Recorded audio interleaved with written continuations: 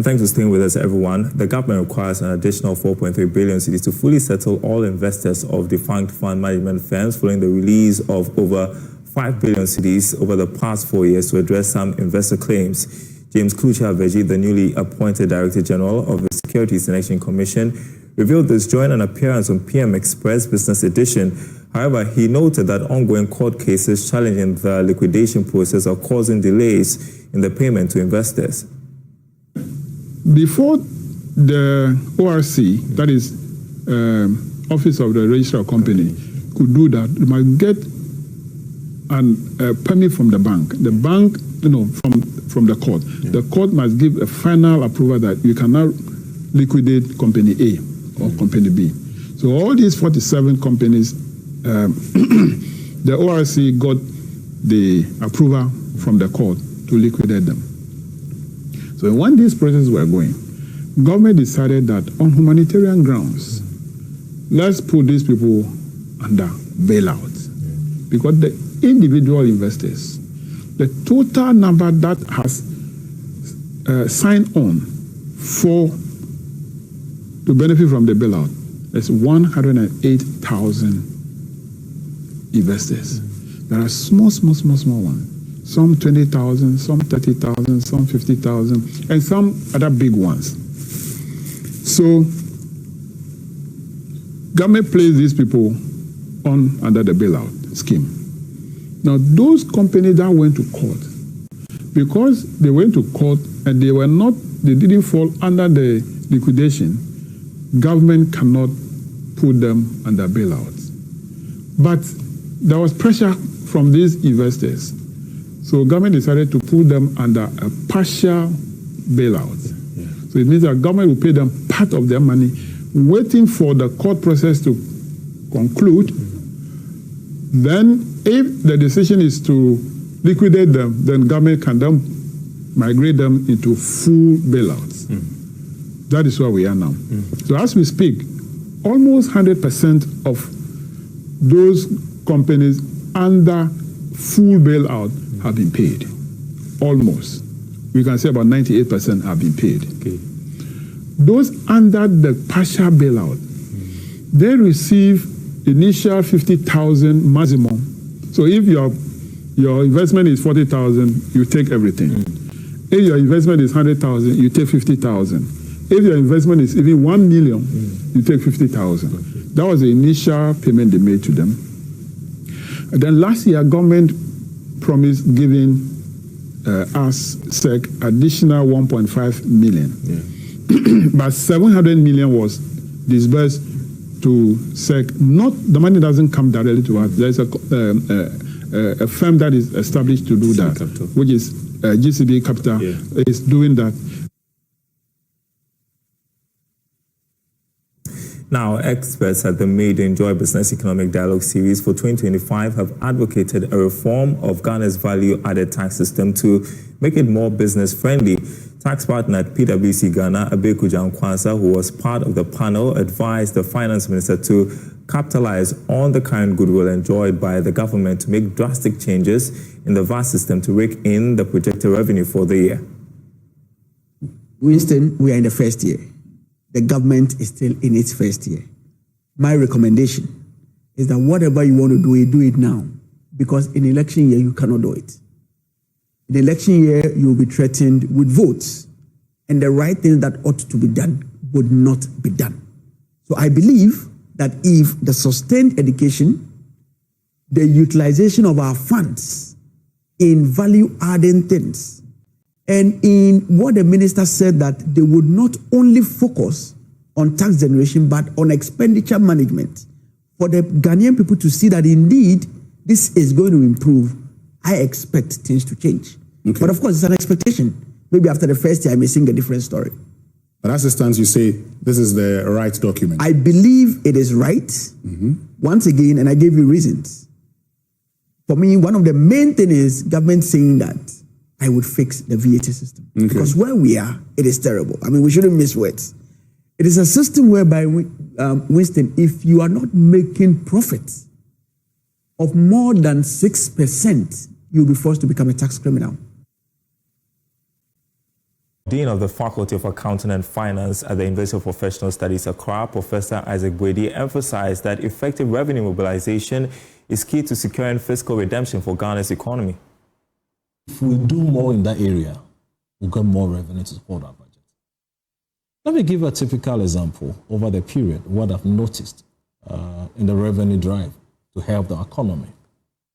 And I've said the GRA cannot, at this point, do it alone. We've been calling for one initiative, the PP, the Public-Private Partnership. One of the things that most other countries, they do. You know, Winston, if you happen to be a government, you have a budget to run, and you have, assuming 100 cities for a project, you can't get 100, even if you can get 100 cities, and you decide to join, become a partner to that project, I will not provide 100 cities again. I have to provide 50. Mm-hmm. Then you also provide 50. You free me, you give me a space to use that 50, which I will save, and push it to other projects. You save me. I've been able to use the fund to do other projects. We have seen, there was something that we put out in paper some time ago about some other organization like SML. Okay, what about them? Getting revenue for the government. Let's go back and look at the figures some time ago, somewhere before 2019, over the period. If you look at the revenue stream of the petroleum sector for some time now, we've had a lot of revenue leakages. We've had a lot of issues in the tax issues and under reporting of some of these sectors, this petroleum industries. We can now hear next from the Executive Secretary of the Association of Savings and Loans Companies, Chinebu Akodia-Abuache, who also spoke on the program, urging government not to overborrow from the domestic market to deny private sector the needed financial support from banks. From where we said, we've seen some positives within the budget. And one of the good things is the engagement of the Minister of Finance with industry. And we want to encourage him to continue with the engagement. Another thing has to do with the plans of supporting indigenous businesses. And we think that with the right collaboration with industry, we should be able to support the growth of the economy. Again, the support to the financial sector, i.e. the expanding the various programs with the banking sector, we think that it's a good thing in the right direction. I'm very happy that Parliament has passed the repeal of the law on e-levy, because we know it's going to also improve remittances, it's going to improve electronic transactions, we're going to receive a lot of investment into the space. We know this is going to also help us expand our reach to the hinterland. Chinebu Akodia-Abuache making mention of e-levy there. While Chief Executive of MTN Ghana, Stephen Blairwood, is confident that the repeal of the electronic transaction levy, e-levy, will greatly contribute to the cashless economy. He explained that the scrapping of the levy is a positive move which will boost the adoption of mobile money and other virtual wallets, as well as the entire fintech ecosystem. He spoke at MTN Ghana's annual general meeting, where a dividend of 24 pesos was declared, flowing an impressive financial performance in 2024. MTN Ghana posted an impressive financial performance with a 26.3% growth in profit after tax compared to 2023. This growth was primarily driven by a surge in mobile money and data revenues. Mobile money revenue increased by 54.4% in 2024, reaching a total value of 4.4 billion cedis. Data revenue also jumped by 53.8%, totaling 9 billion cedis. Ishmael Yamson is the board chair of MTN Ghana.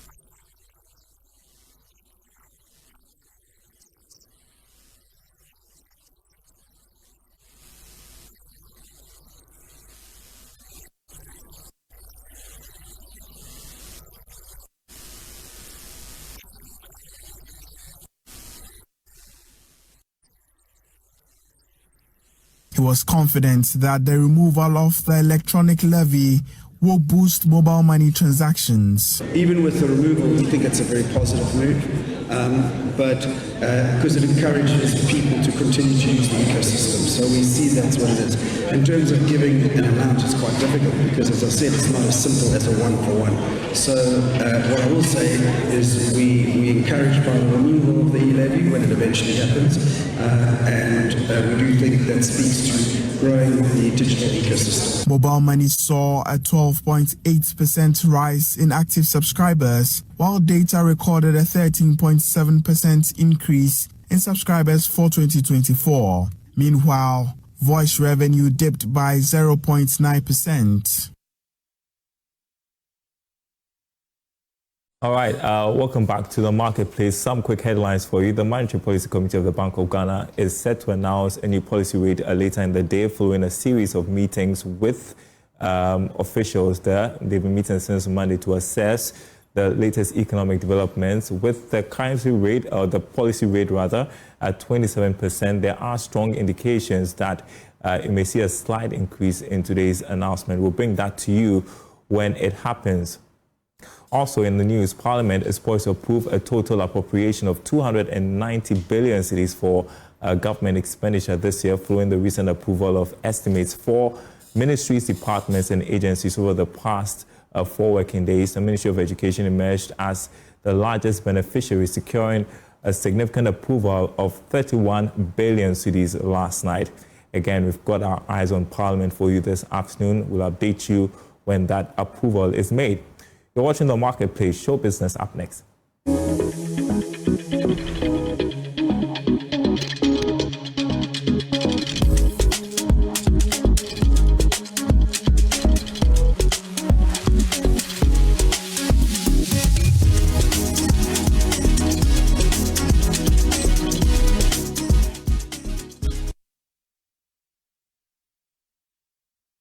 All right, we're still focusing on the 2025 budget, which notably overlooked the culture and creative arts industry.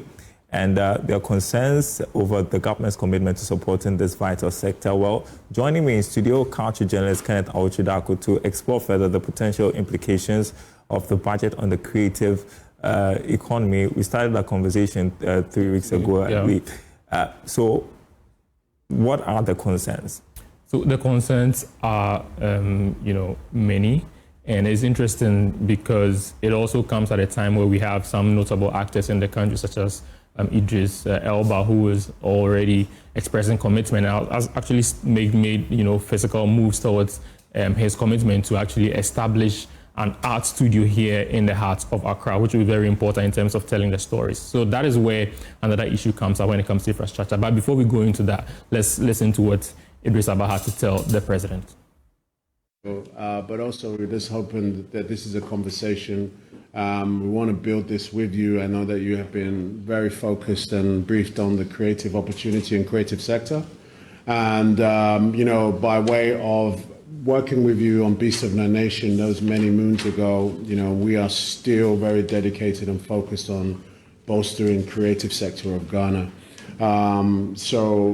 We had a very fantastic opportunity to locate this land opportunity near Osu to bring what we believe is a very important component of the creative build, is to build the facilities, to have schools, to have a precinct where you can point and say this is where the home of the creative center can be positioned around. And we have done some critical thinking about how we can do that.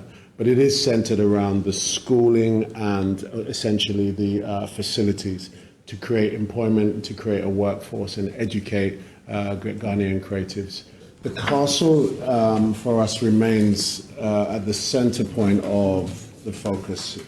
So this is the castle area, and this is the 22. With the old castle, we can't change it too much because it's a UNESCO heritage site. And so we can just, restore it, to what it should be. It's been abandoned for quite a while. There was a credentials hall and all that. And then there's the room where Prof and Rawlings used to stay and all that. It will be interesting for, tourists to be able to see those places, the Queen's Bedroom and all that. We're also planning a crafts market where people could buy African craft, and then also a gold souk. Ghana was known as a gold coast, and we produce a lot of gold. And we have Ghanaian jewelers and others, and so. The president there engaging British filmmaker Idris Elba. I'm just wondering whether the 2025 budget can support this move by Idris Elba to create an art studio here in the country. What do you think? So, and that is why it is important that we were hoping that we saw a lot of contributions when it comes to the creative arts sector in the budget that was read. Unfortunately, that was not the case, but the finance minister also indicated that various sector ministers will come in and, express their own thoughts about what they want to do, how they are planning to expend their monies when it comes to the budget in the year under review. So we are looking forward to that as well. But with that being said, we have also been looking at assessing what the current budget in its state and how, even though it hasn't been mentioned explicitly, can still support the creative industry as a space that is going to be thriving, taking some initiatives like what Idris Elba is talking about into context. So if you look at the fact that the 24-hour economy is something that has been trumpeted a lot, and you see some of the benefits, which include the expanding of the working hours for the entire entertainment space, live music among others. So if something like this isn't, force, considering the fact that this issue is also at hand of the building of a film studio, how this is going to help create more jobs and also improve the livelihoods of people who are around the creative art ecosystem. Also, the issue about the increasing of demand for creative content, performance, and cultural showcases. The president was talking about the fact that the Osu Castle was going to be very pivotal in all of these things. And he was also very instructive that some of the heritage around those edifices have to be preserved as well. So these are some of the things that would also be important. You look at the security concerns. Exactly. Some of these initiatives do not come with just the benefit, but also concerns for other areas like security. Because if you are having some of these things happening in the night, of course, there would have to be arrangements for some of the mishaps that could take place as well. So we can move on to the next slide as well to talk about some of the other areas of the budget that could support the creative space as well. There is the need for improved transport and infrastructure to support the extended operations. And I guess that's where the other sectors also tie into the creative economy, right? Exactly, because it's a very large ecosystem. So the creative sector is just one part that brings together other areas in harmony as well. So the abolition of the e-levy, story this week. It is something that will also impact the entertainment space and the cultural area heavily, because wait to see how that would boost ticket sales. I'm wondering. Exactly, it will, because it was a concern, because after the e-levy was implemented, there were issues where people would go online to purchase their tickets for various events, and they would have extra fees slapped on them, which did not used to be the case. So it was a concern. It was actually reducing the ability of people to also purchase some of these tickets to see their favorite concerts and events. So that is also something that is going to help that as well. Abolition of the betting tax. It is a winding one for this one specifically, because people who are into this industry and do that, I mean, some of the sector players were complaining about the fact that the withholding tax that had been placed, that 10%, was also affecting or reducing the number of people that were going into the industry as well, which is a moral conversation elsewhere. But when it comes to the business side of things, it was also affecting them, which meant that a lot of these companies were not able to sponsor bigger events that they would want to, because they had to, battle or contend with some of these tax issues. And so that was another issue. You have got just 15 seconds. Transportation in the entertainment space is also a big deal. So if you look at the fact that the VAT on motor vehicle insurance is also looking at being abolished. We know the bill has been passed, awaiting the president's approval as well. So that is also going to help reduce the operational cost for filmmakers like Idris Elba when it comes to their plan to establish, a film studio in the next 5 years. Well, Great stuff. Thank you so much, Kenneth Awochodako. He is our culture journalist here at myjournalline.com. That's our program. Thanks for watching, everyone. We've got our eyes on Parliament, also on the Bank of Ghana as we anticipate the announcement of a policy rate. We'll update you as and when that announcement is made. Thank you for watching. Enjoy your very long weekend. We'll catch up sometime later.